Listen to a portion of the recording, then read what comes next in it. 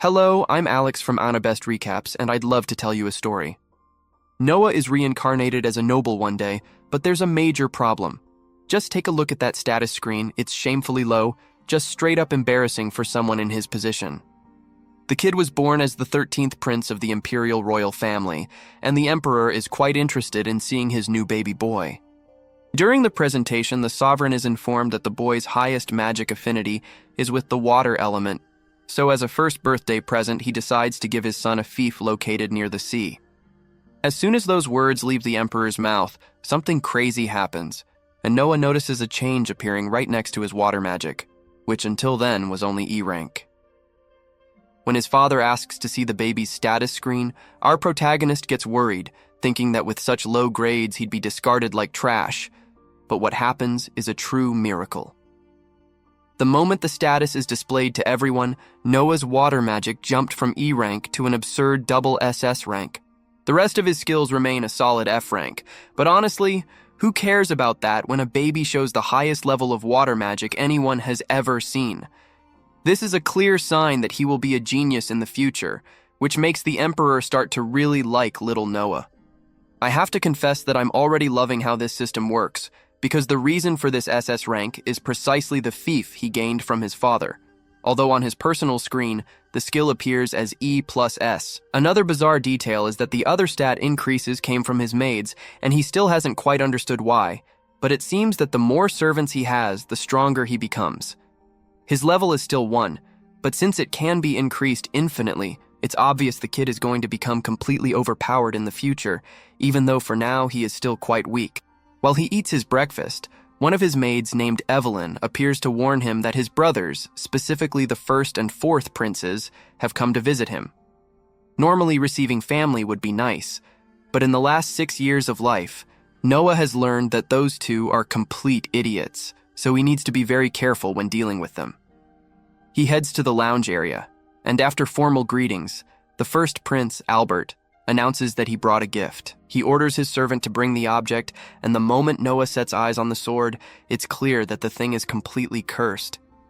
You can literally see the tormented souls of the dead hovering around the weapon, and it's obvious that Albert knows the sword is haunted, but he pretends it's a normal gift. Since you can't refuse a gesture from the crown prince, Noah is forced to accept, even though he knows this has everything to go wrong. He holds the hilt and lifts the weapon while Albert explains, as if it were nothing, that this is a water magic sword and that over 120 knights have already died trying to use it. The boy even loosens his grip in shock, but the 4th prince, Henry, tells him not to worry, because everyone who wasn't worthy died the exact moment they touched the sword, so if the curse were going to get him, he'd already be dead. The reason for this immunity is likely his double SS rank water attribute, and it's even comforting to know he won't kick the bucket because of the object. But Noah is furious that Albert risked his life just for a dumb experiment. He keeps the anger to himself and waits for his brother to leave to get some peace. Later, while walking through the halls with his maid Zoe, he notices she looks very sad and decides to ask what's up. Zoe tries to deflect so as not to bother her master, but Noah insists and orders her to tell the truth immediately. She finally gives in and explains that she needs time off to deal with family problems, telling him that her hometown suffered from a flood that destroyed her mother's farm, leaving them without a livelihood. Zoe was desperate for money, and the only solution they gave her was to work in the red light district for a while, which was exactly what she planned to do. But our protagonist doesn't accept this at all. He decides to give her mother a job, inventing the position of professional rear gate closer on the spot, and offers a salary of 10 rin per month.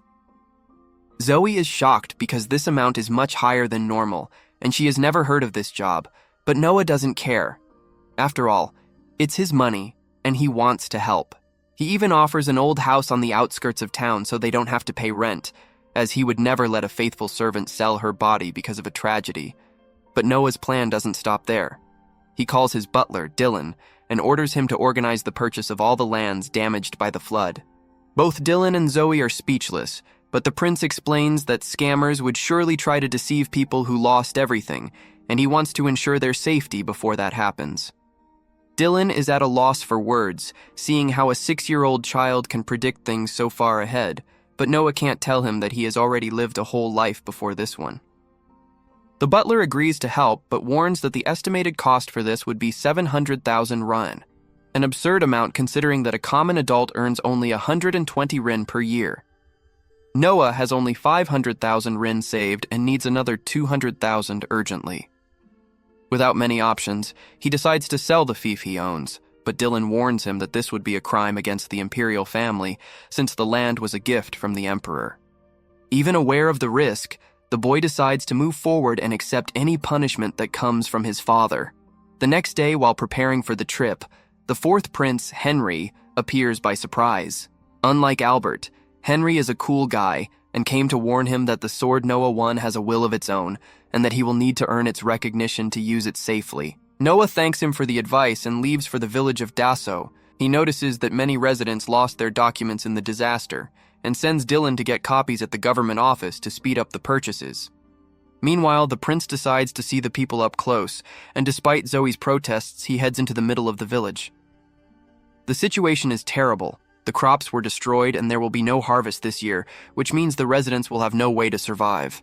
At that moment, a bell rings and everyone gathers in the main square. Zoe thinks it's for the distribution of food coming from the Empire's relief funds, which Noah thinks is great, but as soon as he tastes the meal, he takes back everything he said. One of the residents, not knowing that Noah is a prince, comments that the food is always horrible like this and that no one does anything. Shortly after, the local government official, Lord Garrel, arrives to inspect the food. Garrel looks at that mysterious stew and thinks it's absolute garbage, but since he's not the one who's going to eat it, he doesn't give a damn and even asks the chef to prepare something decent at his mansion. Noah can't stand seeing this kind of behavior and confronts the official, asking if he is serving that spoiled food to steal the rest of the budget for himself. Thinking Noah is just some random peasant, Garrel openly admits he is embezzling the money because he thinks no one can stop him. Hearing the guy brag about stealing from starving people makes Noah's blood boil so much that the cursed sword starts to react. Garrel gets irritated with the child's disrespect, pulls his sword and prepares to kill him, but before he can do anything, Leviathan flies out of the scabbard and into Noah's hands. The boy's strong sense of justice was enough for the sword to recognize him as a worthy master, and with the weapon's power, he cuts off Garrel's head without the slightest effort, punishing him for the embezzlement and for threatening a royal prince. Shortly after, Garrel's boss, Lord Rowan, appears, and the guards try to have Noah arrested, but Rowan recognizes the 13th prince immediately and kneels in respect. Noah warns that they need to have a serious talk about the situation of the village, making it clear that Rowan is in hot water for having allowed Garrel to do whatever he wanted. The prince orders that the accomplices be punished and that a real meal be prepared for the people. Later, while Noah finishes buying the village, Albert receives the report about his brother using the sword without suffering damage and already begins to plot new plans. Meanwhile, Noah is called by the emperor to explain himself. He was already expecting a huge scolding for selling his lands to buy a destroyed village, but to his surprise, the emperor thanks him, because if Noah hadn't acted, the suffering of those people would have been much worse.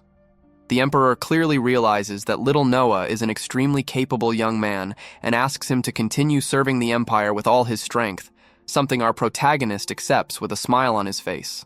A little while later, we see the boy visiting the famous city of mirrors, and he's not there for a vacation, but because he heard there's an incredibly talented singer performing there.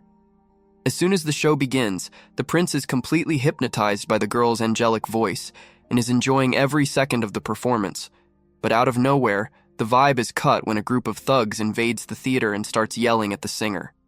From what it seems, the girl's father owes a fortune to these guys, and she is there working her heart out to pay off the debt. Only the thugs think she will never earn enough and start threatening her, saying she should go work in the red light district. Everyone in the theater sees the cowardice happening, but they are all too scared and no one has the courage to intervene, so our prodigy decides it's time to step in before the worst happens. He calmly walks to the stage and starts quoting the laws of the Imperial Constitution that specifically prohibit children from being forced to pay their parents' debts, making it clear that what they are doing is totally illegal. The brutes tell the kid to mind his own business and threaten to teach him a lesson if he doesn't beat it, but the little prince simply summons his sword and fires some warning shots that make the guys realize they aren't dealing with just anyone. Now that they saw the situation is much more serious, the criminals retreat, but they still leave yelling that he will pay dearly the next time they meet. With the thugs away from there, the boy asks his maid to hand a business card to the theater owner, warning that if those guys come back, he should say that the singer is under royal protection. The owner of the place looks at the card and almost falls over, realizing he is standing before the 13th prince. Our protagonist then turns to the girl and asks how much she spends per month to live, and although she hesitates a bit because of the expenses with her sick mother, he announces that he will pay 25 ron monthly to her. The idea is for her to focus only on music without worrying about money or having to return the amount, but for now, he only asks her to finish the performance that was interrupted. Upon returning home, the little genius is received by his housekeeper, but he finds it strange to see a crowd of people bowing outside the gates, and I confess I would be confused too. The maid explains that those people are loan sharks who came to ask for forgiveness for what they did since they didn't know his identity, but the prince sends them all away, stating that not just anyone can talk to him whenever they feel like it. At that moment, Brother Henry appears and, having heard everything, praises the younger one's choice, commenting that giving an audience to this type of people would stain the royal family's reputation. The boy agrees that keeping up appearances is important, but reveals that the real reason for ignoring the subjects is different. Since he wants to support the singer, he felt that if he left the loan sharks thinking he is still furious, they would be afraid to get near the girl again. Henry is impressed with his brother's maturity, thinking it's incredible how he can think so far ahead, something that other princes of the same age, like Frank and Gary, would never be capable of. Anyway, the reason for the visit is to talk about the magic weapon, and our protagonist takes the opportunity to thank him for the previous warning about the sword having a will of its own, which was essential for him. The brother is happy to help, but is puzzled about how a child of that size can carry such a giant and clunky sword everywhere, but the boy shows that it's no problem at all. Henry goes into shock seeing the sword appear out of nowhere, and the little master explains that he is just shrinking the size of the weapon to hide it inside his sleeve. Leviathan has been a national treasure for centuries, and no one has ever come close to doing anything like that, which only proves the absurd natural talent the boy possesses. Later, the prince accompanies his brother to the gate and notices that the thugs from before are still there begging for forgiveness, but he doesn't even give them a look. One of the loan sharks loses his patience at being ignored and charges at him, threatening to kill him, but the little genius knocks him down without even needing to move. Henry asks what the heck happened, and he explains that he just released a bit of Leviathan's power to calm the guy down, demonstrating an energy control that doesn't even surprise his brother anymore. That same night, the boy decides to go to an event in the city and is received by the host, a man named Radok. As they enter the banquet hall, the man notices the sword on the young man's waist and asks about it, since the piece looks very special. The prince explains that it's a gift from his brother, the legendary Leviathan, and the whole hall falls silent upon discovering that a child carries a national treasure. Of course, there's always someone jealous, and a guy in the back starts saying out loud that the sword must just be a toy replica. Our protagonist doesn't let the disrespect slide and releases a fraction of the weapon's power to prove it's real, but he ends up being a bit heavy-handed and almost makes everyone faint with the energy pressure. When he finally stops, everyone is visibly shaken, and to lighten the mood, they start praising how incredible he is for mastering such a weapon, fearing his wrath. Actually, the boy wasn't even that angry, but the sword was, and it decided to act on its own to defend its master's honor. The host asks what should be done with the man who insulted him, and although the punishment should be severe, the prince decides to just let it go. The party continues, and several nobles approach to introduce themselves until it's the turn of Byron Allen, the head of the Allen Company, along with his daughter Cindy. With just one look, the boy deduces that the girl is adopted, which leaves Byron in shock by the precision of the analysis. The man asks how he found out, and the little prince explains that he noticed the composure of a natural-born noble in Byron, while Cindy still seems to be learning how to carry herself. Besides, he noticed the look of someone who was once a slave on her face when he mentioned the adoption. Byron apologizes for not telling him sooner and clarifies that he really bought the girl as a slave, but because she is very intelligent, he decided to raise her as a daughter so she could inherit his business one day. He thought a noble would hate the idea, but on the contrary, our protagonist totally approves of the decision and invites both of them to visit his mansion whenever they want. The next day, the boy goes to the market and finds his eighth brother, Prince Oscar, who invites him to a treasure hunt on Cobalt Street. The place is famous for having many artifacts, but it's also full of fakes, which makes the search very difficult. They spend the afternoon looking, and Oscar is already ready to give up when a book catches our little master's eye. He buys the work for only 3 Rien, and the older brother almost falls backward, realizing it is the grimoire of the legendary sorceress Andrea, an item worth thousands of Rien that the shopkeeper just lost without even knowing. Oscar asks how he knew, but the truth is that the boy only bought it because he felt his status increase upon touching the book. Thinking that the item must have a consciousness of its own, just like his sword, he points Leviathan at the grimoire, and black energy starts coming out of it along with a malevolent spirit. Oscar realizes that the sorceress's soul was sealed there, and that now she will attack everything she sees ahead. He tells his younger brother to move away, but the boy already knows what to do. He lifts his sword and lets out a water slash with full strength, destroying the spirit instantly. The brother is relieved but concerned about potential casualties, but the little genius guarantees that he aimed the explosion at the sky. Oscar is marveled, not only by the quick decision-making, but by the fact that he defeated a legendary spirit with just one blow. At that, a local shopkeeper named Alan approaches and makes a proposal, saying he has an artifact that no one can use, but that maybe the prince can awaken it. They follow the man to the shop and are presented with a special ring that, according to rumors, only works with someone worthy. It seems like a scam, but the boy decides to test it, and to everyone's surprise, the ring reacts and forms a powerful armor around him. The prince decides to keep the item because of its defensive skills, and already puts the ring to the test on the way back, when the loan shark from before tries a revenge attack. The ring creates an automatic shield, the guy is thrown to the ground, and the problem is solved. Later, our protagonist goes to another performance of the singer and is certain that after the attack on the noble, that loan shark is finished and won't be a nuisance anymore. Only the problems don't stop, as 2 drunks invade the stage to hit on the girl after the show. The boy intervenes and kicks the subjects out, but he is already tired of so much trouble and asks the owner to stop accepting that type of customer. The man says the business doesn't survive without them, so the prince simply offers a giant bag of coins and buys the entire establishment. The singer approaches emotionally to thank him and asks how she can repay him, but all the boy wants is to hear her sing once more. One fine morning, Noah is preparing to start his day when he receives news that Marley, the general of Holjoy, is there to visit him. Holjoy is one of the most promising lands within our protagonist's fief, so he accepts the meeting and asks the maids to bring the guest inside. Marley greets him in the meeting room, but the little prince waives the formalities and asks him to sit down. The two met about 1.5 years ago when Marley was appointed general, and taking advantage of the reunion, Noah asks how things are going. He recalls that the official received imperial orders to manage flood control in the area, but by the man's face, he can tell the situation is not good at all. Holjoy is a very rich agricultural land located on the curve of a river, which makes it an easy target for floods, and that's why the emperor had ordered funds to be sent for relief in the region. Marley explains that he hasn't been able to make any real change, and the reason is irritating. The finance minister keeps making up excuses not to release the necessary money.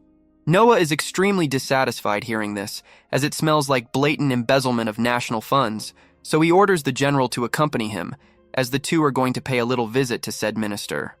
Shortly after, the boy interrupts the finance minister's lunch, and the subject is exactly as he imagined: fat and greasy.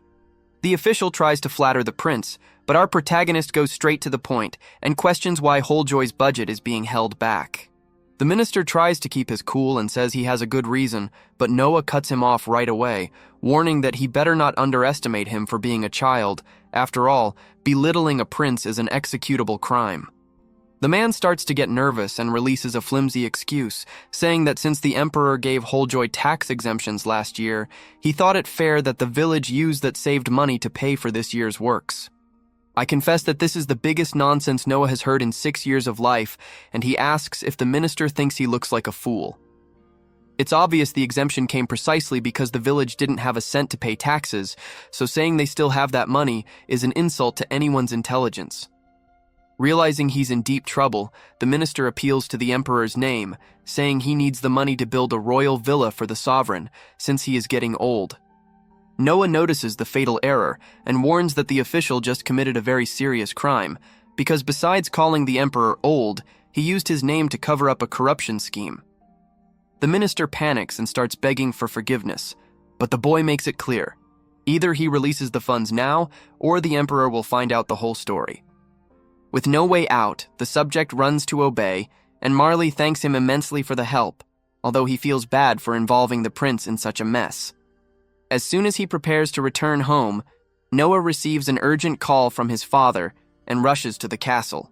The emperor receives him without formalities and congratulates him on the way he dealt with the finance minister.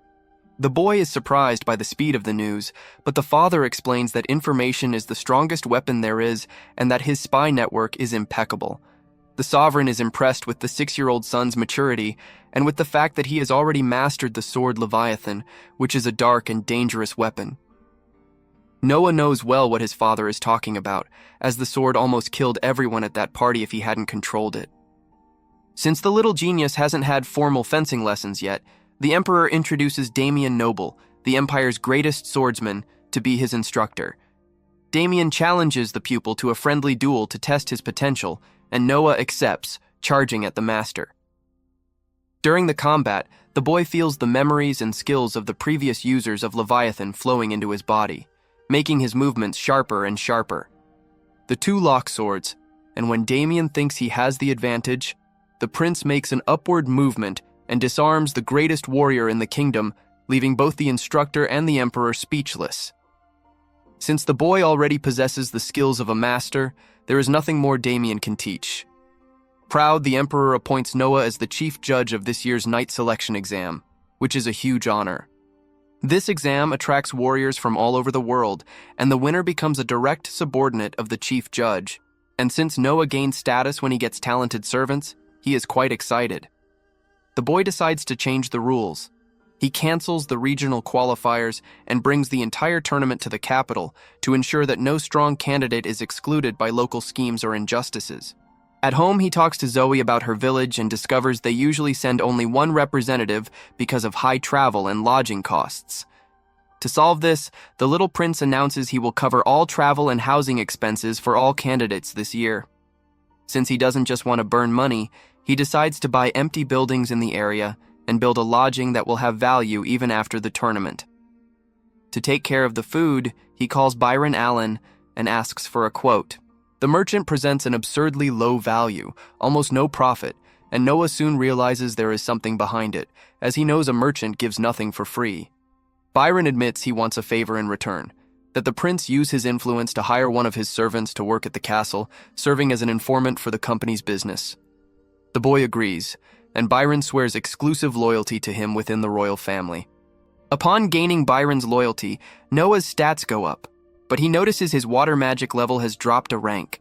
Since this power comes from his lands, he notices something is wrong in Almeria and rushes to warn his father.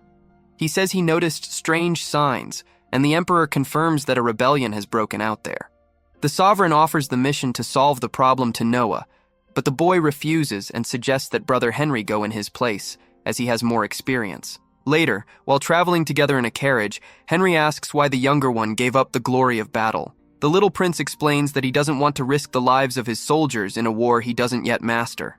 Suddenly, Leviathan warns of hostile intent ahead, and Noah orders the driver to stop. He realizes they are rebels trying to assassinate him and runs away from the carriage to protect Henry. 4 water jets sprout from the ground trying to get him, but the boy defends himself with his shield and faces the attackers. The rebels try to surround him. Only the prince's skill is superior, and he defeats everyone in a matter of seconds.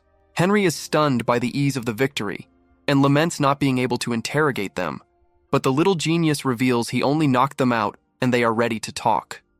Noah then shares a masterstroke. The Almerian rebels use a lot of cavalry, but the region doesn't have horse farms, which means the supplies come from outside. He orders Byron to buy the entire stock of horse feed from neighboring regions, so the rebels' animals will go hungry and become weak, making Henry's work much easier when it's time to crush the revolt. The next day, our protagonist Noah kneels before the emperor for another important conversation.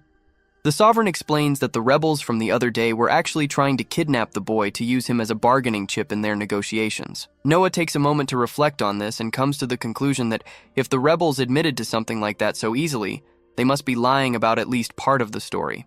The emperor admits that his son is absolutely right, but he tells him not to worry about it. He explains that he has very effective ways to confirm if someone is telling the truth, and by that method, he definitely means torture. Our little master doesn't know much about such a heavy subject like interrogation, so he decides to just take his father's word for it and doesn't question it any further. Putting that aside, the emperor starts praising Noah for coming up with the brilliant idea of buying all the rebels' horse feed, which served to completely paralyze their movement and transportation. When the kid hears this, he is in total shock. He had barely made that decision and he's already wondering how his father found out so fast. I have to admit that this emperor's spy network is on a whole other level. The sovereign steps closer, gives the boy a pat on the shoulder, and says that both his brilliant ideas and his speed in taking action are clear signs of a great leader.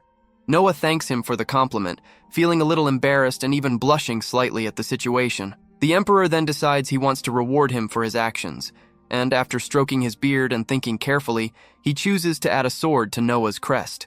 The young prince looks up in amazement because he knows this is one of the highest honors anyone can receive. Normally, it would be considered sacrilege, and even punishable by death, to add a sword to a crest without royal permission. But since the order came directly from the emperor, it becomes a public recognition that the boy is special. Feeling deeply honored, Noah thanks him with the utmost respect and gratitude. Later on, he meets with Byron to get a report on the horse feed plan. After a quick update, Byron mentions a man named Carfun, who is the leader of the rebels. The merchant explains that Carfun is an extremely persistent guy who will do anything to achieve his goals. Byron says he believes the villain is nothing the prince can't handle, but he still asks him to be careful. The boy is intrigued by why Byron is telling him this, sensing there might be something more behind that warning. Right at that moment, one of the maids walks in and announces that there's a wounded man at the main gate claiming to have an urgent report. Noah rushes down there and sees an army soldier kneeling in terrible physical condition. The man announces that there has been a rebellion in Almeria started by his own superiors and explains that he refused to participate in the uprising, risking his life to bring the news firsthand. Byron hears everything and quickly realizes the information isn't that useful since the prince already knew about the revolt.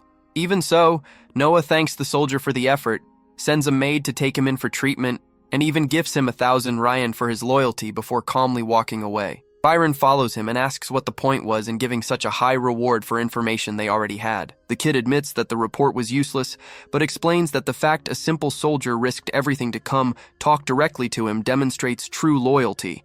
And for our protagonist, that kind of faithfulness deserves to be recognized. Byron is left thoughtful, starting to understand how the little master's leadership mind works.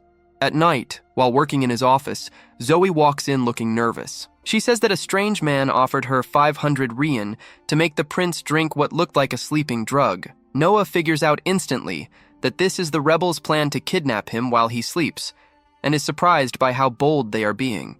He asks why Zoe decided to tell the truth instead of keeping the money, and she explains that she would never dream of betraying him, especially after everything he did for her mother. Hearing this, the boy goes back to his desk and writes a check for 5,000 Rian for her.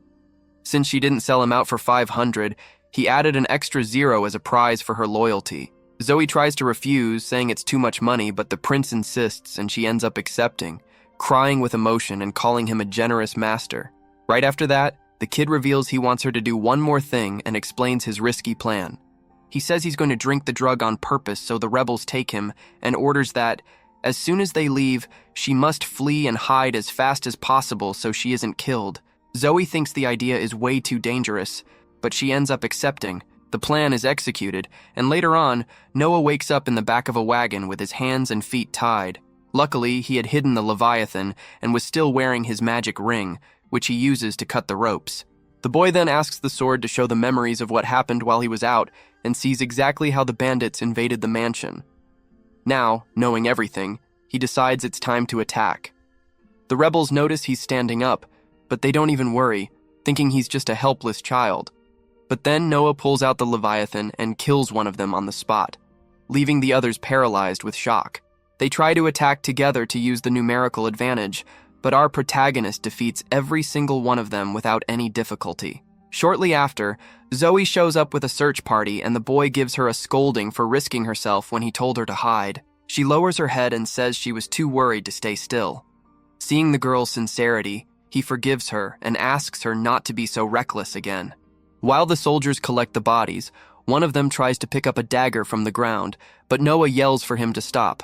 He orders everyone to back away and observes the dagger carefully, sensing a massive amount of malicious energy. The prince realizes the weapon is cursed with the hatred of whoever used it last and deduces it belongs to the leader of the rebels.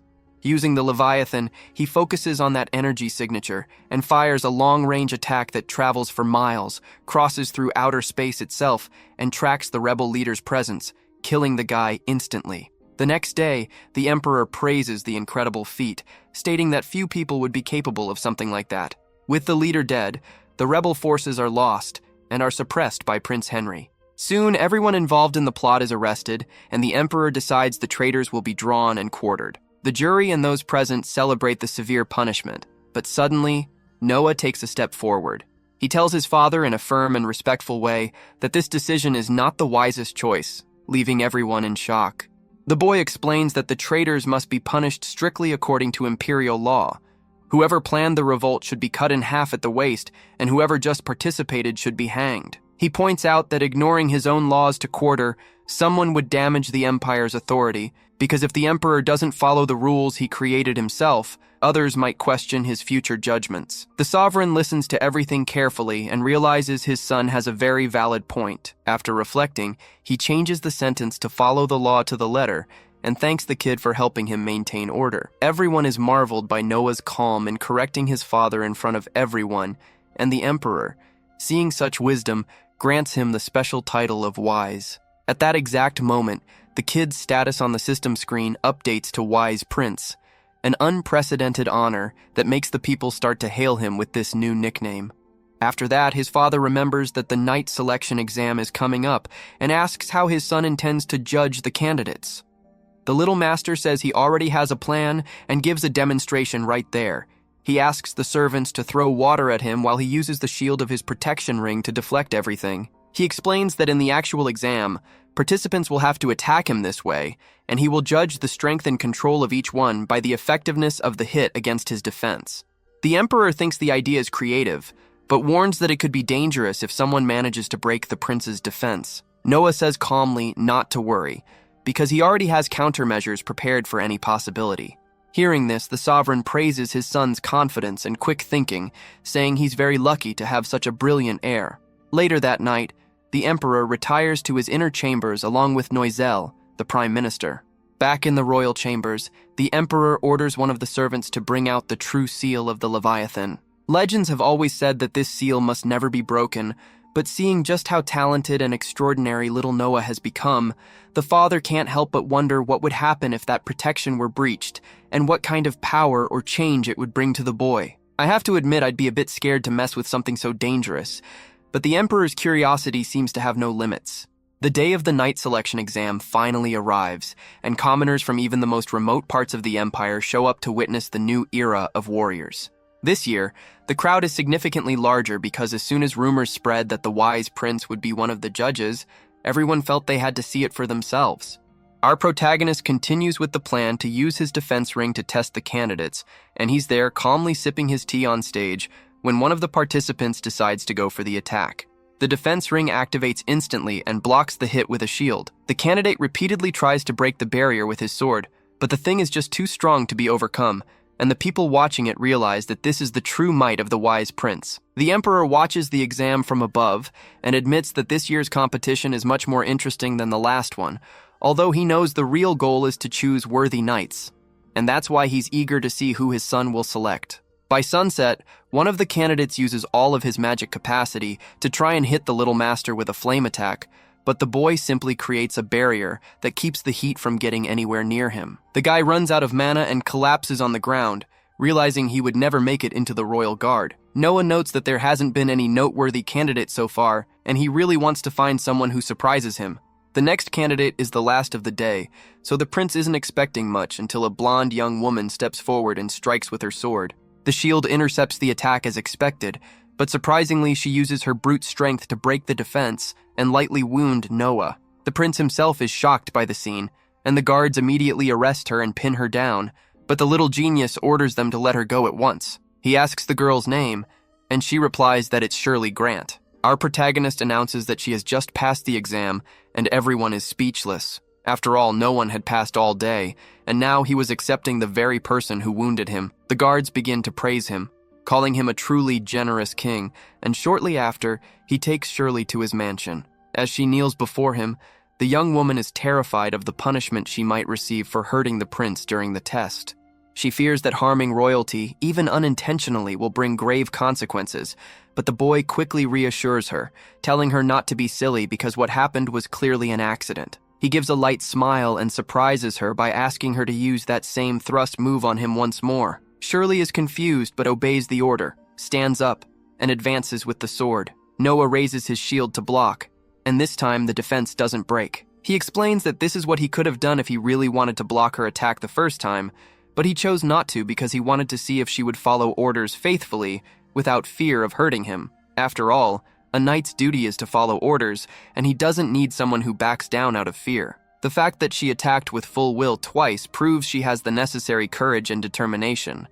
Hearing this, the girl is amazed to see that her master has such a strong resolve despite being so young, and his confident posture shows she's following a real leader. Overflowing with respect, she kneels and swears eternal loyalty to him, promising to serve him faithfully for the rest of her days as a knight. The boy is satisfied, nods in approval, and notices by looking at his stats that having Shirley as a subordinate has significantly increased his skills. At that moment, Zoe interrupts to announce that Dr. Croy has arrived to see him. The doctor begins to examine the little prince and, after a careful evaluation, says Shirley's hit was not serious and did not strike any veins or organs. The knight watches everything with interest, noticing the professional way the doctor works, and is surprised because there are no doctors in her village. Noah notices her curiosity and asks the reason for that. Shirley explains that her village is poor and cannot pay for doctors or medical training, so when someone gets sick, they rely on prayers or rituals from the elders. The prince reflects on this and realizes the fastest way to train new doctors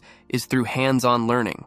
He instructs Shirley to select the smartest people from the village and asks Croy to accept a few as apprentices so they can one day become skilled doctors. The doctor accepts without hesitation, and the boy announces he will cover all training expenses. Shirley spends the night at the mansion and wakes up the next morning full of determination, puts on her armor, and heads downstairs. While walking through the halls, she hears some maids gossiping about who the master will marry one day. The conversation catches her attention for a moment, but Zoe jumps into the chat saying it's far too early to talk about that since the boy is only 6 years old. However, another maid named Rihanna scoffs at the comment and tells her not to be naive, remembering that all the other princes were married by 15.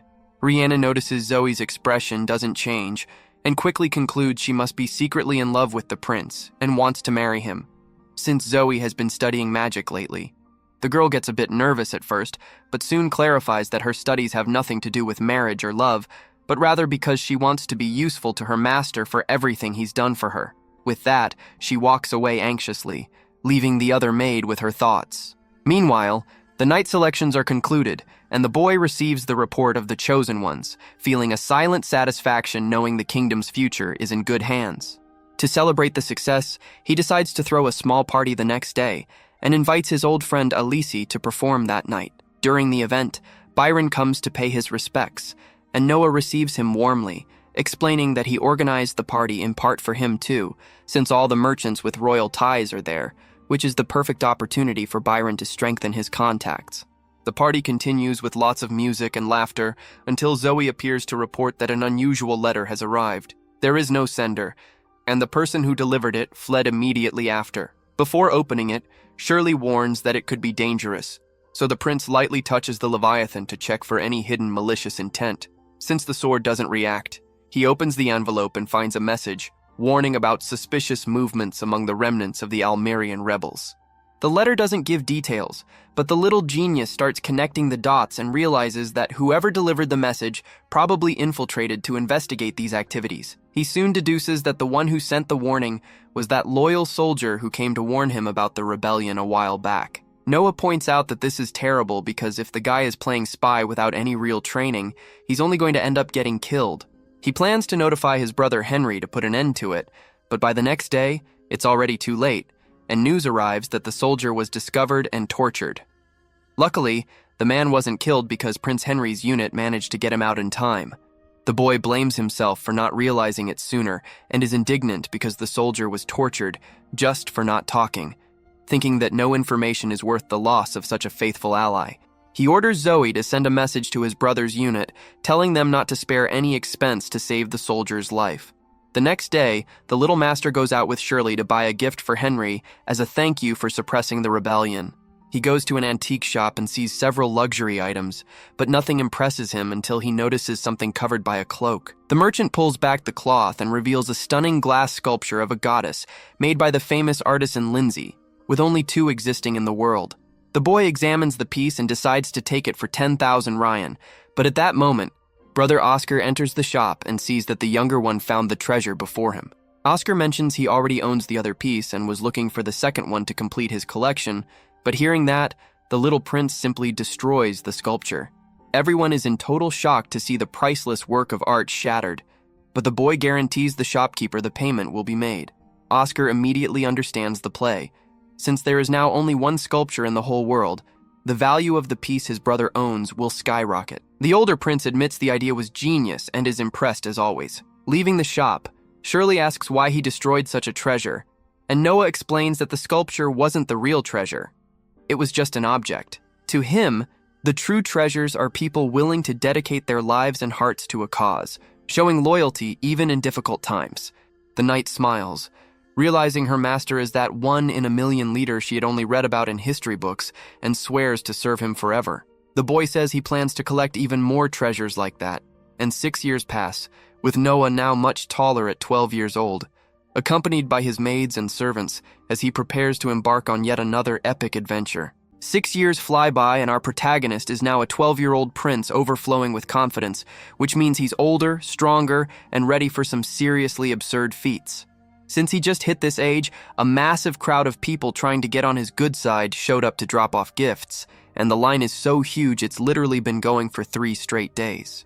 It's not just about receiving the loot, though, because the young man makes sure to accurately note down the name of every single person who sent something so he can return the favor down the line. And I have to admit, that's one time-consuming grind. In these last few years, he's been officially recognized for mastering the power of Leviathan, and, by a direct imperial order, he was stationed at the Ministry of Military Affairs, which gives him a ton of authority in that department. He asks Henry if there's something to discuss, and his brother mentions he received an imperial order instructing him to let a guy named Reese lead an army to crush the rebellion on the southern border.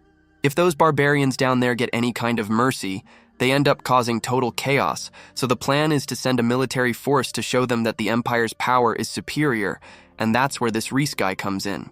The subject is a decorated veteran with several acts of bravery on his resume, so there's no doubt that among all of Henry's knights, he's especially talented, and there wouldn't be any issues sending him. But before any decisions are made, our little master has a crucial question. He wants to know how many soldiers Reese actually has under his command. That question leaves Henry confused, not quite getting where his brother is going with this, so the prodigy explains that armies get funding based on the number of troops they report, making it very common for generals to inflate those numbers by registering civilians or merchants who can't fight just to pocket the extra cash. Reese starts apologizing immediately, because that was exactly what he'd been doing, and Henry almost explodes with rage. But the kid stops him and explains that what the veteran did isn't exactly a world-ending problem. Sure, he lied about the soldier count, but that can even work in their favor since having more combatants on paper acts as a deterrent for the enemies. However, in this specific case, the lie gets in the way because the Emperor demands an absolute victory, and it's hard to plan for that without knowing the actual number of blades available on the field. Reese confesses he has about 2,000 real soldiers, and the prince appreciates the honesty, writing a letter addressed to the Minister of Military Affairs on the spot.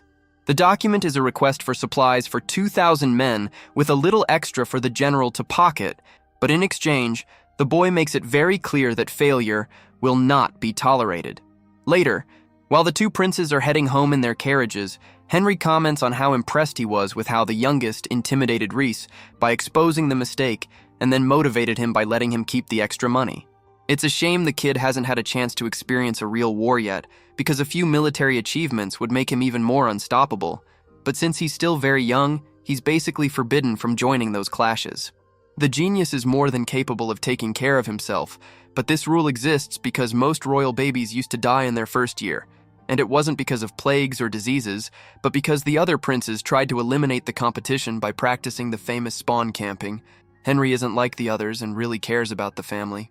He starts telling some war stories, but in the middle of the conversation, a little girl dressed in rags runs out of an alley straight onto the road. This scares the horses and forces the carriage to stop, making Henry wonder what's going on while the girl begs for help. A moment later, a group of kids comes running out of the alley, followed by several men who grab them and try to drag them back. Our protagonist intervenes immediately and demands they stop right there. It's clear the children are slaves, and since slavery isn't illegal in that nation, he can't arrest them just for that. But he can punish them for trafficking without official registration, so he demands the paperwork.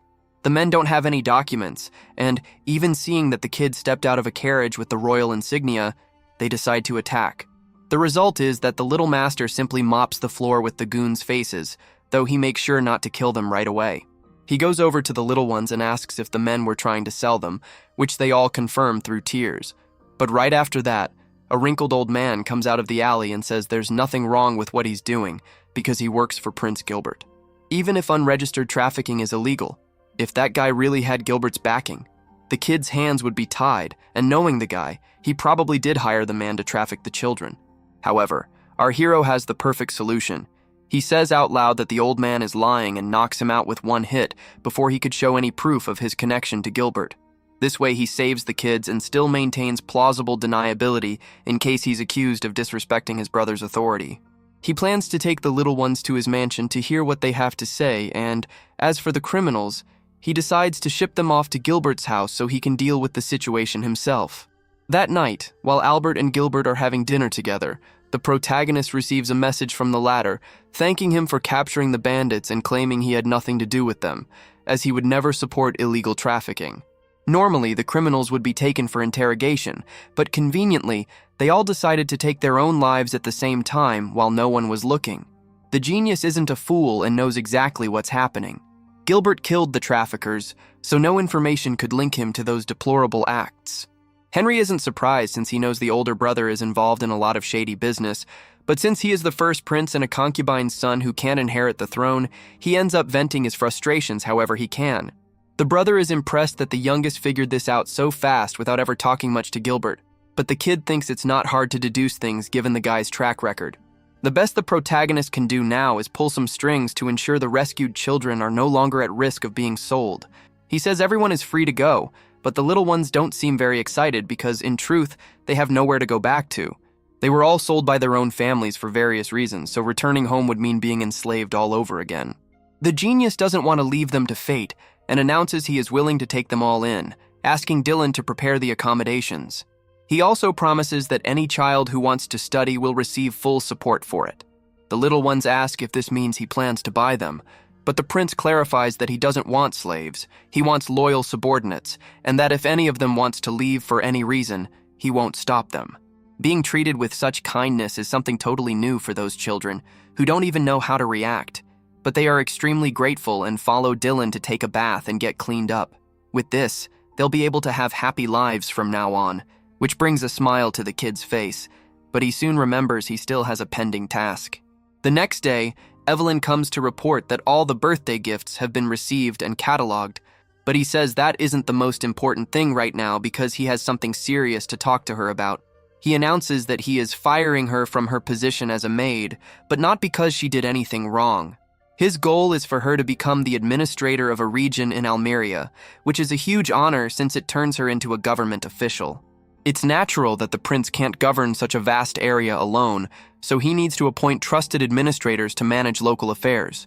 He's been watching Evelyn for years, and is certain she is the smartest among all his maids, making her perfect for the task. She is grateful for the recognition, but says she'd rather keep working at the mansion to be at his service. However, the master explains that she will provide an even greater service by accepting the position, because if she does a good job, the whole kingdom will know the prince has an excellent eye for talent, and that way she'll help him even from afar. Evelyn accepts the challenge, and the knight Shirley is impressed with how the kid takes care of his subordinates, commenting that he is infinitely better than Gilbert in that department, although the prince warns her she shouldn't say those things out loud so she doesn't get into trouble. A little while later, the little master is summoned to a meeting with the sovereign to discuss that terrible incident with the child traffickers.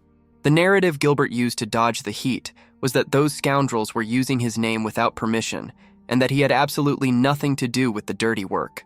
The kid knows very well that this is a blatant lie, but since he has no proof to debunk his brother's version, especially with all the criminals already dead and buried, there isn't much he can do right now. Speaking of the crooks, the emperor asks if his son knows the punishment for illegal slave trading. The genius pulls from his memory and recalls that, according to the law, the ringleader should have his arm cut off, while any others involved must be forcibly recruited into the army, and his father confirms he hit the nail on the head. The sovereign mentions he heard the criminals attacked him during the confrontation, but since the prodigy was so much more skilled, he didn't suffer a single scratch. The king confesses that things probably wouldn't have ended so well for him if he had been in his son's shoes, as he would have been undercover to hide his royal identity and might have hesitated to act, which would have left him vulnerable to injury.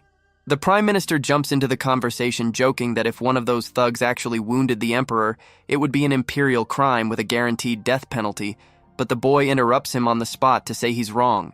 According to the law, if a member of royalty fails to identify themselves as such, no act committed against them can be classified as an imperial crime, since the attacker was unaware of the victim's status. The little master is technically correct, but that worry kicks in that he might have crossed a line. After all, correcting the king's right-hand man in front of so many people could be seen as pretty rude. To his surprise, both the father and the minister burst out laughing, revealing they had made a little bet to see if the boy would have the guts to correct the mistake. The sovereign always knew his son has an unshakable sense of justice, so he was just testing to see if the boy would be capable of calling out someone misquoting the law. And now that he's sure the heir's character is pure, he stands up and announces before everyone that he's appointing the kid as the new minister of justice. Later, upon arriving at the ministry, the genius is introduced to Vinny, the vice minister. The prince notices right away that the guy is young and talented, so he asks for a breakdown of his new duties.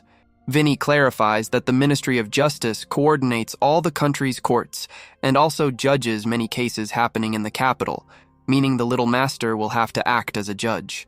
The kid expected as much, but asks if Vinny also judges cases from time to time, and the deputy confirms he handles a case or two depending on the situation. Hearing this, the prodigy moves to the next question and asks the colleague how many bribes he usually accepts. Vinny is in shock and loses his words, but the master guarantees he's not in trouble. The goal is just to understand the real situation of the ministry, promising that if he's honest, there will be no punishment. The vice minister gets the message and admits he accepts bribes, usually a few hundred rian a year, but points out he has a personal rule about not accepting certain types of payments. Most other judges don't have this filter and end up taking 10 times more bribes than he does. The genius is intrigued and asks what that rule is, and Vinny explains he never accepts money in cases related to murder. Not necessarily for a moral reason, but because it would be too easy to get caught, since if he let a killer go, the victim's family would know there was corruption and might come after him for revenge. Because of that, he prefers to keep the bribes to low-risk cases. The boy understands the logic, takes a piece of paper, and writes a 5,000 rian check for the subordinate. He explains that if the guy accepts 500 rian a year, this amount covers 10 times that sum, so from now on, he wants the habit of taking bribes to end. Vinny is marveled by the prince's rationality and can see why the king gave him the title of wise so early. He decides right then that he wants to be loyal to the boy and says he doesn't even need the extra money, agreeing to stop the corruption just for the privilege of serving him faithfully. Normally, the little master would be suspicious of ulterior motives, but looking at his status screen, he notices he received a power bonus coming from Vinny's loyalty, which proves the declaration was sincere. After that, the genius is having dinner with Oscar at his mansion, and the brother notices he's a bit suspicious, but guarantees that banquet is just a celebration to congratulate him on the new position. After all, after Henry, the boy is the second prince to be named a minister. The prodigy thanks him for the gesture, but still finds everything very strange because in Henry's case, he earned the post after crushing a rebellion, while the little master has no grand military feat to justify such a title. He suspects the emperor has other plans in mind and asks the brother if he remembers the story of when the empire nearly collapsed. According to history, the chaos happened because of the old rule that only the first prince could inherit the throne. While it seems normal, it generated a lot of revolt because the rest of the royal family, knowing they would never have to take on responsibilities, spent all their time just having fun without worries, which obviously didn't end well. Because of that, a new rule was created. Each prince would receive a fief at birth, and the one with the best performance in their duties would be named the crown prince. In that moment, Oscar realizes where the youngest is going, stands up abruptly, and asks if the father is really thinking of making him the successor to the throne.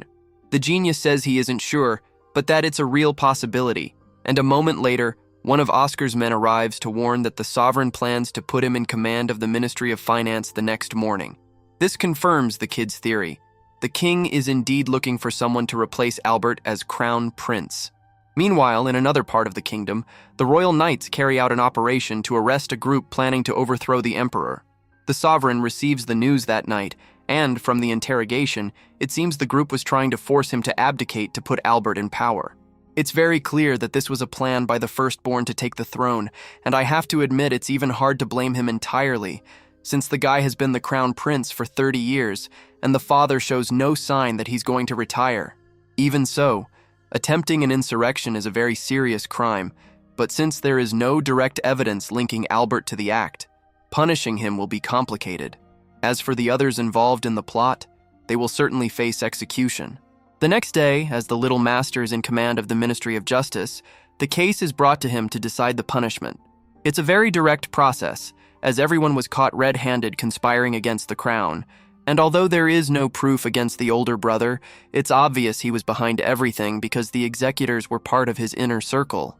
Vinny asks what the prince plans to do, and normally by imperial law it's very rare for royalty to be punished for crimes, but there is one exception: cases of insurrection. In those situations, the penalty is death, whether you are a noble or a nobody, and even if a prince claims innocence, just the fact of knowing about the plan and not stopping it is enough for the executioner to act. With so many close people involved, it would be impossible for Albert not to notice anything. If the little master wanted to, he could accuse the brother of treason and send him to the grave, but he knows that's not what the father wants. Noah decides to play a bit of legal chess to prevent the scandal of a prince trying to seize the throne from becoming a national disaster, so he moves with extreme caution. Later on, he meets with the emperor to discuss the sentence he planned out, and explains that he intends to immediately execute everyone who was arrested at the scene of the conspiracy. The fact that the sovereign hasn't openly confronted Albert yet means he has no intention of punishing him, but if one of the accomplices decided to spill the beans and snitch on the crown prince, it would be almost impossible to hush up the gossip. That's why the heir wants to wipe them out as soon as possible. The emperor is blown away seeing how the genius was able to deduce his intentions without a single word being spoken, so as a reward, he grants Noah a budget increase and mentions he has high hopes for his future. After that, the protagonist heads back home, but as he gets closer, he notices something terrible. 2 of his front gate guards are lying on the ground with serious wounds. He rushes to help them, but realizes one has already kicked the bucket, while the other can barely whisper a warning that the intruders who did this are still inside. The little master sprints in to handle the situation, and finds several of his men fallen and injured as he runs through the halls. He finally runs into one of the intruders, just as the guy was preparing to finish off one of his servants, so the prince charges in and proceeds to slice the intruder's limbs down to the bone. The criminal tries to commit suicide by biting off his own tongue to avoid interrogation, but the boy stops him by stuffing a piece of magic metal down the poor guy's throat. Right after that, 3 more intruders show up and attack all at once, but the genius is so fast he manages to cut them down in less than a second. Moments later, Vinny shows up looking for his boss and breathes a sigh of relief seeing that the prince is fine, even though the scene around them is devastating. Even though all the intruders were taken out, many of the mansion's guards are in critical condition. The heir is intrigued to learn that all the intruders were killed by his guards, because normally they'd be kept alive for questioning. This indicates that someone is trying to tie up loose ends and hide their involvement in the invasion, leading the boy to believe these men are connected to Albert in some way. It would be a total mess if the link between the crown prince and this attack came to light, so the protagonist needs an excuse to execute the survivors he stopped from offing themselves. Under imperial law, harming a member of the royal family is grounds for immediate execution, so the master simply drives a blade into his own abdomen and orders Vinny to report that the intruders did this to him, ensuring they'll be killed before they can snitch on Albert. I have to confess I was in shock at this kid's guts. The guy actually wounded himself just to protect the family legacy. A few minutes later, while Noah's wound is being treated, Vinny informs him that the executions were carried out as ordered, and the prince feels relieved knowing the assassination attempt by Albert won't become a stain on the royalty's name. Later, the emperor summons his son for a talk about what happened, and the sovereign is no fool. He knows very well that a bunch of random intruders would never be able to lay a finger on the boy, so he concludes that he injured himself on purpose. The father perfectly understands the reason and feels an immense pride seeing that the heir was capable of going that far just to protect the family's history. He invites the genius for a walk in the garden and mentions that it's common for great emperors to have their reputation tarnished at the end of their lives, referring to the fact that if he were overthrown, the usurper would likely claim he had become senile and unfit to rule. They both know the usurper in question is Albert, and the sovereign clearly doesn't trust his eldest son at all right now, with the only reason for not punishing him yet being the mark it would leave on his own story. The protagonist then suggests a brilliant solution to the problem. Since the emperor recently appointed Henry, Oscar, and Noah himself as prince ministers, he proposes creating a whole new position called the Prime Minister Prince, who would oversee the work of the other three. He nominates Albert for the job, but the sovereign rejects the idea on the spot, refusing to give that much power to the traitor. However, the boy explains that he understands Albert's impatience to take the throne after waiting 30 years, and that this would be a way to calm him down, giving him control and power, even if it's just symbolic. The emperor understands the reasoning, but fears that if he gives this power to the eldest son, he might prevent the other three from bringing important matters to his attention. For that, the genius already had the perfect solution. He suggests adding a clause where if all the prince ministers agree that a matter is serious enough, they can ignore Albert and go straight to the emperor. The father loves the idea because it means Albert will have no real power, but it will still be enough to stop him from lashing out. The sovereign is extremely grateful for this strategic way out and decides to reward his son, but since money would be too little for such a feat, he invites him to the royal vault. He lets the boy choose any item he wants, and the little master enters the place with Leviathan's help, deciding on a special box, but the second he opens it, he ends up being swallowed by intense flames. The heir soon realizes that the artifact has a consciousness of its own, just like his sword, and knowing exactly how to handle the situation, he uses Leviathan to pierce through the fire in one go and show who's boss. Now that he has established himself as the master of the artifact, the flames recede and he's left holding a powerful ring. With the luthier ring in his possession, the protagonist receives a massive buff to his fire magic stats, and the emperor is amazed at how fast he tamed the item, though he should have expected that from his prodigy son. The father asks if he wants to test the new power on some targets, but the genius says he has something better in mind. He takes the sovereign to a clearing in the woods and activates the luthier, but instead of aiming at something far away, he launches the fire against his own body. The emperor is worried for a second, but the boy guarantees everything is under control, as he only wanted to test the ring's strength compared to Leviathan. As he predicted, the water sword is a bit stronger and allows him to keep the flames under total control. Furthermore, he manages to restrict the fire's range to ensure his father's safety, demonstrating a level of control over an artifact he just got that is simply unbelievable. The sovereign formally entrusts the luthier to his son and asks him to use it for the good of the empire. A little later, the heir is taken before the king as the Minister of Justice to judge a specific internal affairs case. It turns out that Graham, the emperor's brother, has a nephew who is a real problem and who has always ruled his domain tyrannically, but this time the guy crossed the line and killed an innocent person for no reason. Graham took responsibility for what happened and even offered to pay a heavy fine to end the matter, but the protagonist warns his father that they can't accept Graham's money because he didn't commit any crime. By imperial law, just as a child cannot be blamed for the mistakes of the parents, a parent or tutor cannot be held responsible for the crimes of the child. The sovereign agrees with the reasoning and is sure that Graham knows this, but is trying to buy their silence to hush up the case. The amount offered was 30,000 rian, which is equivalent to 250 times the average yearly income, a very high value. But the little master insists that, according to the law, you cannot accept fines from someone who hasn't broken any rules. The emperor then questions whether they should change the law to allow voluntary payment of fines, as the imperial treasury needs extra funds. The heir understands the point, but explains it would be a terrible idea to create a law like that, because people would start believing they can get away with any crime as long as they have enough money, making the fight against crime an impossible challenge. He recognizes that the kingdom needs the cash, but believes they should find a more respectable way to get those funds. The sovereign realizes his son is right and is so impressed that he decides to grant him the honorary title of his premier advisor. The young man is grateful for his new title of wise, and it gives him a sensational idea to fill the empire's coffers. He suggests to his father that the government could grant honorary titles to anyone willing to deposit 1,000 rein into the national treasury. After all, most people love the idea of receiving an honor directly from the emperor. And when someone accumulates more money than they can spend, they usually start seeking social prestige. This way, there would be no shortage of people willing to open their wallets. The sovereign thinks the proposal is brilliant and asks his prime minister to summon Oscar immediately to implement the measure, since he is the current minister of finance. Hearing this, the protagonist decides to leave for today so as not to encroach on his brother's area of authority, but as soon as he leaves the palace, he finds a group of onlookers gathered around that hole he made earlier with his magic. At that moment, a man named Shizu approaches and explains that everyone is intrigued because they have no idea how the ground melted in such a way, even mentioning that one of them fell inside trying to understand the phenomenon, which the boy actually finds funny. He hands a bag of money to Shizu and asks that no expense be spared to treat the injured person, since he feels responsible for what happened, and the man thanks the prince for being generous as always. The little master notices that Shizu is carrying something and asks what it is, discovering it's a box of rhinoceros beetles.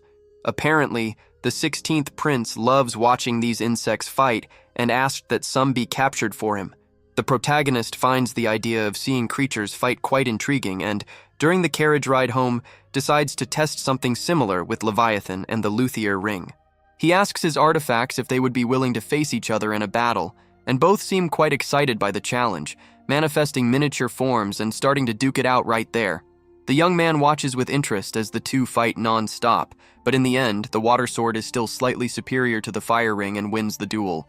One of Noah's maids ends up seeing the scene and is very curious, as she has never seen anything like it, but she soon realizes it's impolite to watch what the master is doing without permission, and apologizes for the intrusion. The boy says he doesn't mind, and even offers to show more since Luthier seems to want a rematch. The prince wonders if he can get stronger just by watching the two fight, and upon checking his status screen, his theory is confirmed as he notices his level just went up. After returning home, he makes the two artifacts duel a dozen more times, and so far Leviathan has won every single fight. But with each round, Luthier's technique improves a bit until he finally manages to defeat the sword. After this last battle, not only did Noah's level rise once more, but the ring's rank also increased a bit, which means the master's items can evolve by facing each other, and he gains experience from the whole process. Zoe is amazed because this basically means the prince can increase his level indefinitely without even needing to go out and hunt. But the boy warns it's not that simple. The first time the level went up, a single fight was enough, but for the second level up, 10 battles were required, so the experience needed probably scales with each level. Right at that time, Henry shows up looking for his brother and warns that he is about to be sent on his first official mission. Apparently, a monster nest nearby has started causing trouble, and the protagonist was tasked with handling the situation. To decide how many soldiers the boy will need to take, Henry brings a special magic box. For this type of mission, you don't want to take too many or too few soldiers, so the box analyzes the leader's capabilities and suggests the ideal number of troops. However, when the genius touches the object, the box prints the number 1, indicating that only the boy alone is enough to handle the job. Henry is in shock, as it's the first time something like this has happened, but I wanted to comment that at this point, nothing else surprises me coming from this kid. Later, while the prince is reading a book in his office, he is informed that someone wants to see him and asks them to enter. The person in question is Reese, who brings a message from the emperor. By imperial customs, whoever delivers a message from the sovereign must be treated as the king's own proxy and receive full respect, so the master kneels before Reese to hear the message. The official informs that, by imperial orders, the mission has been postponed until further notice and, after fulfilling the duty, Rhys kneels before the boy to show his respect as a knight. As a member of Henry's house, the soldier must follow etiquette rules with any prince, no matter who it is. Noah asks if he knows the reason for the postponement, since he feels more than capable of solving everything on his own, and Rhys explains that it's precisely because he is so talented that his father decided to postpone. The Emperor wants to turn the mission into a major public event so the entire empire can witness his son's greatness, and if that's the case, the boy assumes it will take a while to prepare everything. In the meantime, the protagonist decides to go to the local artifact merchant to see if he has any sentient items in stock, but unfortunately, the man says he hasn't found anything of that type lately. The heir is a bit disappointed, but already expected it to be hard to find something like that, so he hands a bag of money to the shopkeeper and asks him to keep an eye out for anything new. He even promises an extra reward if he finds something good, and although the prince is being generous, I think if the Empire's treasury is low, he shouldn't be handing out coins everywhere like that. The young man prepares to return home, but as he leaves the market, he notices a commotion involving a man who is threatening a shop owner because the shopkeeper refused to sell an item that was already reserved for another customer. The subject, named Dalam, was famous for this abusive behavior, but no one could do anything because his status made him practically untouchable. However, the master shouts for him to stop, and as soon as the bully recognizes him as the 13th prince, he doesn't even seem very worried. The boy warns that what he was doing counts as intimidation and is a serious offense, but Dalam corrects him, saying he belongs to Prince Gilbert's house, and by imperial law, he cannot be convicted of any crime other than murder or treason, which means even the protagonist could not punish him for something minor. The genius knows he's right and that normally there would be nothing to do, but then he remembers the rule that requires members of an imperial house to show respect to all princes when meeting them. He uses this as an excuse to accuse the man of disrespecting the royal family and orders Shirley to arrest him. While she keeps him pinned to the ground, the master asks if anyone has something to punish the aggressor, and the shopkeepers, who hate the guy, waste no time in bringing a whip. Dalam is tied to a post and Shirley asks how many lashes she should give. The prince comments that if Gilbert found out one of his men was using borrowed authority to terrorize the people, he would certainly give the death penalty, so that's exactly what he plans for the criminal. After a long and painful session of lashings, Dalam's death is confirmed. The heir does not regret anything but realizes he went a bit too far since Dalam was one of Gilbert's men, so he decides to go to his brother's mansion to apologize. To make the apology more convincing, he asks Shirley to put him in handcuffs. Arriving at the firstborn's estate, the boy explains the incident in detail and asks for forgiveness for not discussing the matter before making the decision. Gilbert seems quite cool with everything and says the brother did nothing wrong, as the deceased was not someone worth worrying about. On the contrary, the older brother thinks the younger one did him a favor by protecting his reputation from a man who committed crimes in the name of royalty and, with that, formally forgives the incident. With the situation resolved, the master and the knight leave the mansion. But on the way, Shirley asks if it was really necessary for him to handcuff himself to apologize, since Gilbert was so chill. The prodigy reveals that, in reality, his brother was furious the whole time, but because he went to apologize immediately and in a humble way, the other couldn't take out his anger and was forced to accept the apology. The next day, the protagonist is at home when he receives word that a member of the imperial family has come to see him, and upon accepting the meeting, he is introduced to a man named Don. The visitor says he heard much about the boy's exceptional abilities and states he would like to serve him right there, which the master accepts. But as the prince feels there is something strange about this subject, he asks Dylan to do a full investigation into his background. The faithful butler Dylan approaches the little master with some crucial intel regarding that man who offered his services to House Noah. According to the investigation, Don Ortz's parents are actually servants of the first prince, Gilbert, and as everyone knows, the residence of an imperial prince is monitored from every imaginable angle. The staff there are forced to keep everything that happens inside a total secret, and by the Lord's own recommendation, it is common for the servants to marry each other, creating a lineage where the children are born already swearing loyalty to their master, which is exactly the case with Ortz. It's obvious that the first prince sent this servant as a spy, so our protagonist asks Dylan not to tell anyone about the discovery, since they can use this information to their advantage in the future. The butler is impressed by the genius's ability to identify an infiltrator with just a glance, But the boy knows it wasn't just intuition. After all, even after granting permission for Don Orts to work under his supervision, not a single loyalty point went up on his attribute screen, which made everything crystal clear for someone with a broken system like his. Changing the subject, the butler explains that someone from Bardsley's shop asked to see him, claiming they found the treasure he's been searching for. Shortly after, Alan Bardsley is invited to meet with the heir to show off the valuable item. When he pulls the cloth off the object, it reveals a painting of a young woman standing right in the center of a famous artist's work. As soon as the little master gets close, he realizes the painting is cursed. Alan then brings out a second painting identical to the first, a replica made at the same time as the original, describing it as a cursed image that grows. The little genius gets close to the original canvas and senses, through Leviathan, that something unusual is emanating from it. He draws his sword and strikes the canvas, causing a burst of green light. At that very same moment, the woman portrayed in the art comes to life and awakens from a deep sleep, stepping out of the painting through magic.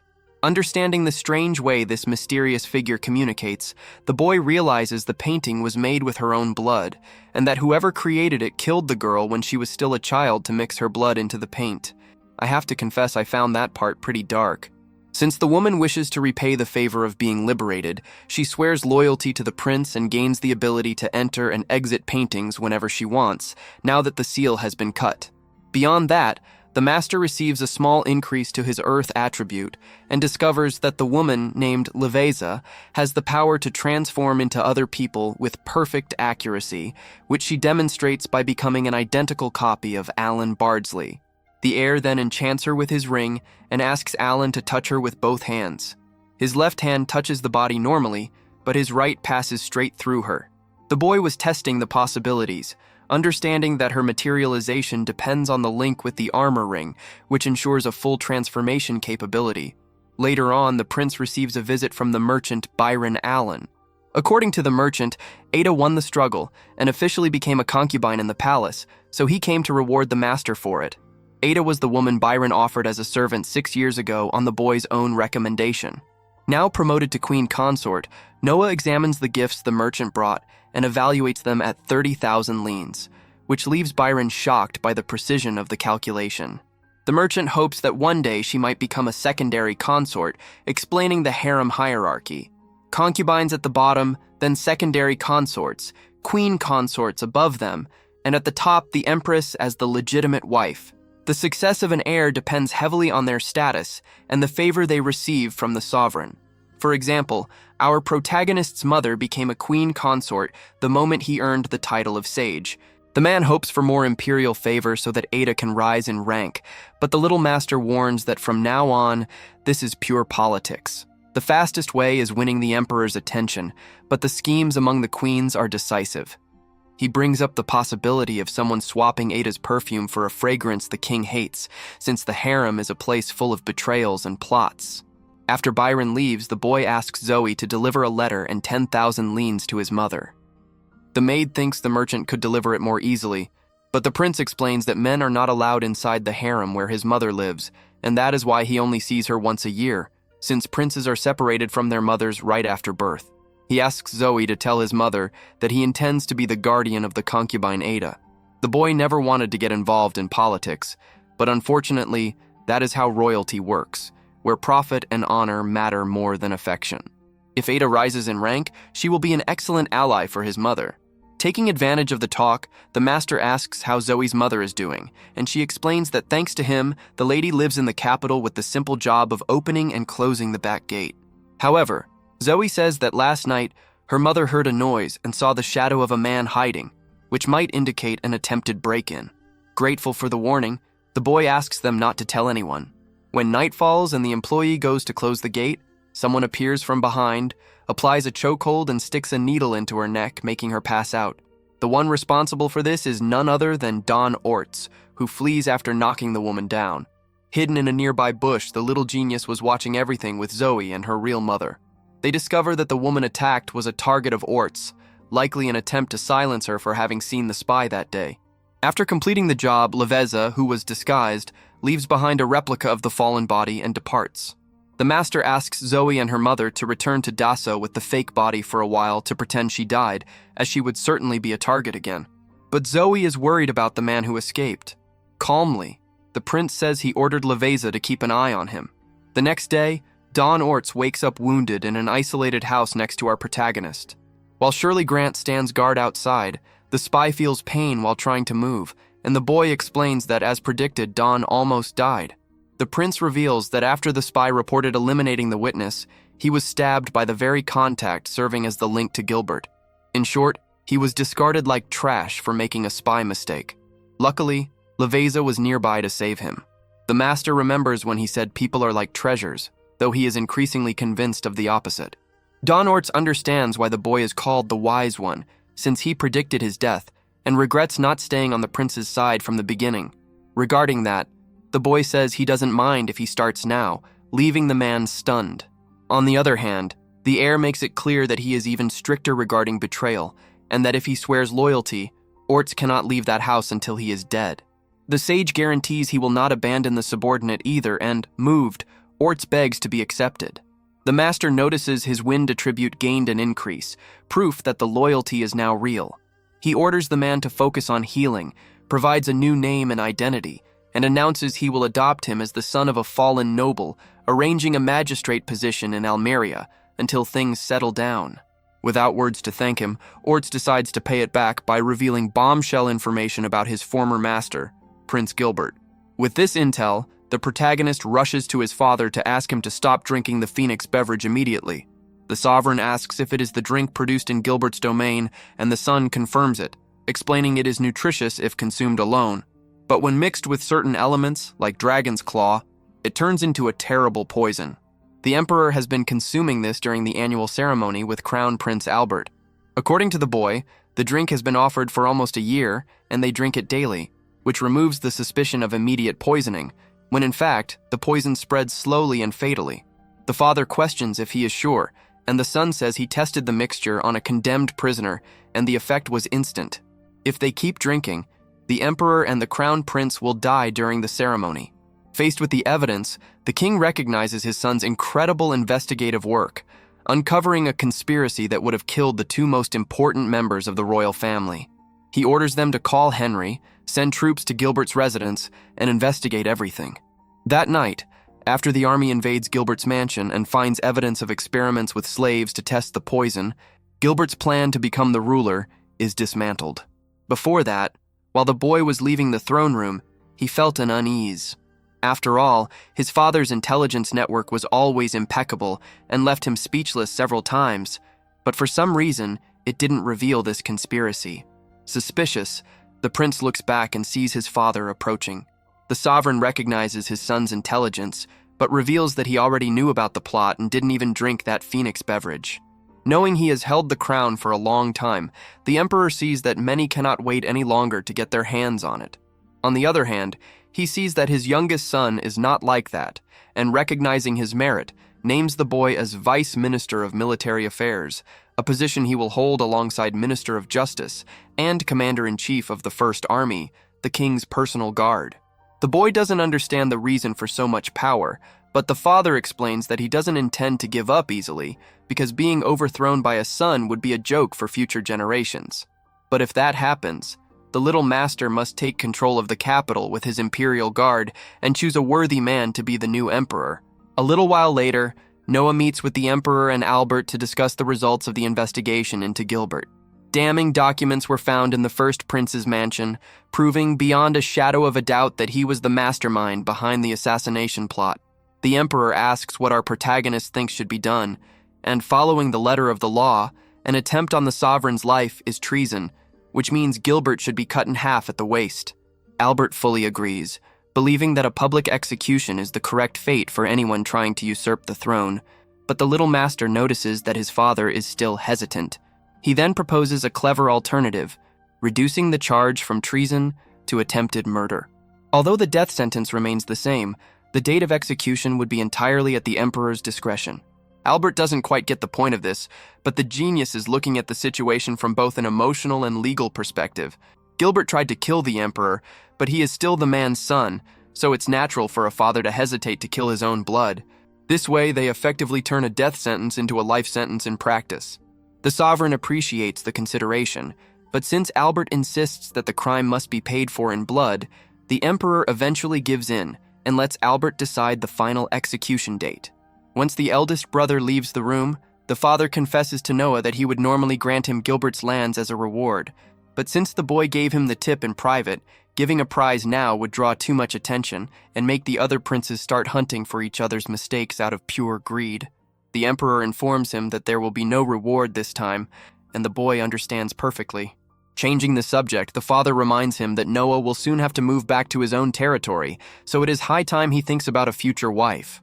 The little master had almost forgotten about this detail, but getting engaged around age 12 is the standard in the imperial family. Since a first wife is chosen solely for political reasons, the boy has no say in the decision, but he tries to make it as favorable as possible. The Emperor suggests he marry his uncle's granddaughter, his second cousin. Apparently, a divination revealed they will have an extremely intelligent child, which would be an absurd strategic advantage, and the protagonist accepts the arrangement without issue.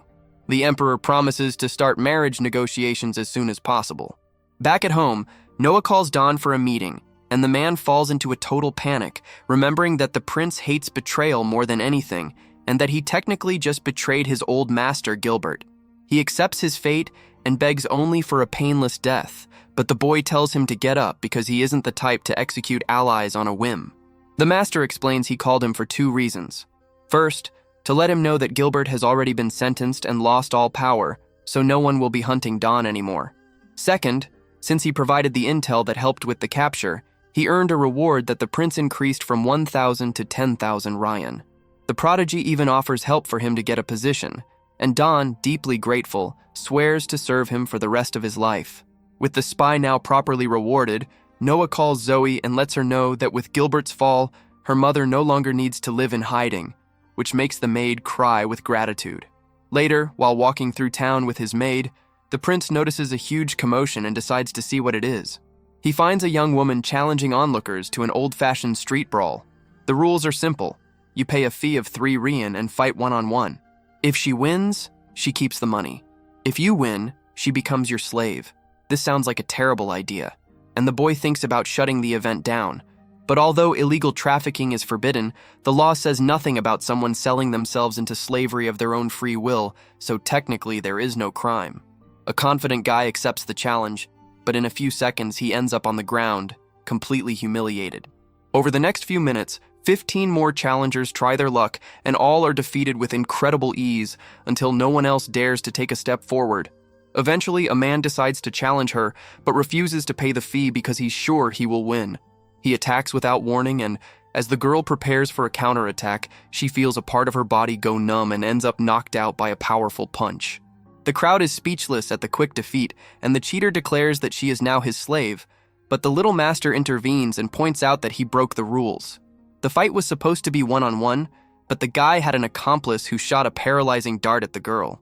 The man tries to deny it, but the genius has already identified the helper and uses his magical pressure to make him faint, proving that this Chad guy was using dirty tricks.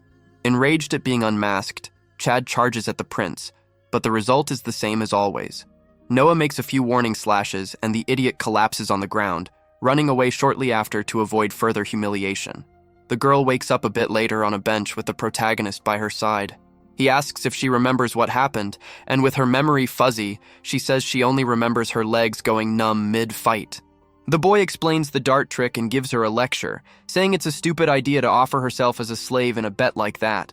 She reveals she is completely broke and came to the city to participate in the night selection exam of the 10th prince, but she didn't pass and had no way to get back home. The little master is confused because such a skilled fighter should have passed easily, but the girl reveals the rotten side of the story. The 10th prince called her in private and said she would only pass if she performed certain sexual favors for him. Since she refused, he failed her on the spot. Noah knows his brother is exactly that kind of trash and decides to help the warrior, giving her 100 Rian so she can live in the city until the next exam, and orders his maid to prepare accommodations for her. At this point, the fighter begins to realize the boy is no ordinary commoner. Unfortunately, Chad wasn't smart enough to get the message and returns with a group of friends to try and beat up the prince.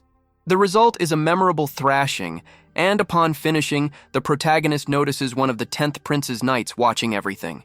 Because the soldier didn't stop the attack, it's clear he was paid to let the bullies act, but upon recognizing that the victim was the 13th prince, the knight kneels, begging for forgiveness. Since the soldier didn't actually attack, the boy decides to let it go, but warns that Chad and his gang will be punished. The warrior finally connects the dots and realizes she is standing before one of the most important figures in the kingdom, left impressed by his humility throughout the whole conversation. At that moment, Noah notices a man sitting on a bench clapping, and immediately recognizes the emperor's uncle, the Lightning Prince, Indra Ararat. Decades ago, when the current sovereign took the throne, he was too young to rule, and Indra acted as his proxy, keeping the empire on track until the emperor was old enough to take over. When that happened, Indra withdrew from politics without causing trouble, and went to live in his fief, being a man worthy of all respect. Indra is happy to be recognized, but since he doesn't like formalities, he calls his grandnephew to sit by his side. He asks if the boy knows why he is there, and Noah deduces the uncle came to evaluate him, since he is going to marry his granddaughter. Indra confirms it and says that if the genius didn't live up to expectations, he simply wouldn't allow the marriage. The boy reminds him that this would be going against an imperial decree, but the old man knows the emperor respects him too much to use technicalities against him, since he practically raised him. The veteran explains that while he respects the king's authority, when it comes to his precious granddaughter, he needs to ensure the husband is someone of value. The little master asks if he passed the test, and, in that instant, an invisible force begins to press down on him from all sides. He recognizes the technique, as it is the same one he uses to subdue opponents and prepares for a counterattack. However, he realizes he is probably much stronger than his uncle in his advanced age and decides to take it easy so as not to humiliate the elderly man in public. Indra feels the pressure the boy releases and recognizes right away that the boy is worthy of his granddaughter, especially noting that he was holding back out of respect. Satisfied, the old man asks him to take good care of the girl in the future, and the prince accepts without hesitation. To celebrate, Indra decides they should all go get a drink and tosses a ring to Noah as a personal gift. As soon as the boy grabs the item, a deep and powerful voice echoes in his mind, and the world around him changes instantly.